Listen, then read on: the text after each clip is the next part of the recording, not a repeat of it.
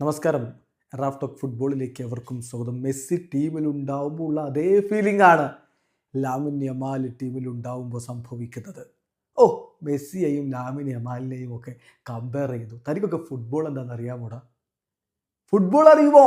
Comment ഇടാൻ കുറേ ആളുകൾ ഓടിപ്പോയിട്ടുണ്ട്. പക്ഷേ ഇത് പറഞ്ഞത് പെഡ്രിയാണ്. പെഡ്രി ബാഴ്സലോണയുടെ താരം. ഇനി അദ്ദേഹത്തിന് ഫുട്ബോൾ അറിയില്ല എന്ന് വാദിക്കുമോ? അങ്ങനെയും ആളുണ്ടാവും. ഏതായാലും പെഡ്രി പറഞ്ഞ വാക്കുകൾ ഫബ്രീസിയോ റൊമാനോ റിപ്പോർട്ട് ചെയ്യുന്നുണ്ട്. Okay, Italian football journalist Fabricio പറഞ്ഞാൽ പിന്നെ ഓക്കെയാണ്, വേറെ തർക്കമില്ല.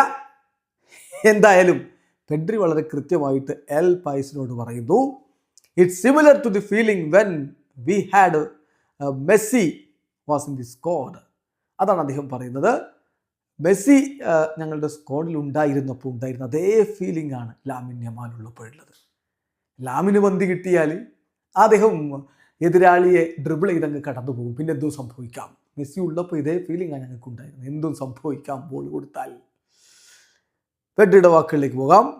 ലാമിന് ബോൾ കിട്ടിയാൽ എന്താണ് അദ്ദേഹം ചെയ്യാൻ പോകുന്നതെന്ന് ഇപ്പോൾ അറിയാമല്ലോ. അതായത് ഫസ്റ്റ് ഓപ്പണറിനെ വളരെ ഈസിലി അവൻ ഡ്രിബിൾ ചെയ്ത് കിടക്കും.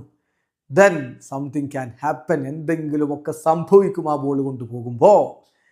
ഏതാണ്ട് സിമിലർ ഫീലിംഗ് ആണ് മെസ്സി ഞങ്ങളുടെ സ്ക്വാഡിൽ ഉണ്ടായിരുന്നപ്പോൾ ഞങ്ങൾക്കുണ്ടായിരുന്നത്. അതുപോലെയുള്ള ഫീലിംഗ് ആണ് ഇപ്പോൾ ലാമിൻ കൂടെയുള്ളപ്പോഴും ഉള്ളത് എന്ന് തന്നെ കൃത്യമായിട്ട് പെഡ്രി പറയും. എന്തായാലും ബാഴ്സലോണയ്ക്ക് യുവേഫ ചാമ്പ്യൻസ് ലീഗിൻ്റെ ക്വാർട്ടർ ഫൈനൽ ആദ്യപാദ മത്സരം നാളെ കളിക്കാനുണ്ട്. നാളെ എന്ന് പറയുമ്പോൾ സാങ്കേതികമായി മറ്റന്നാൾ പുലർച്ചെ ഇന്ത്യൻ സമയം 12:30 ആ കളി നടക്കുന്നത്. ബാഴ്സലോണയുടെ മൈതാനത്താണ് കളി.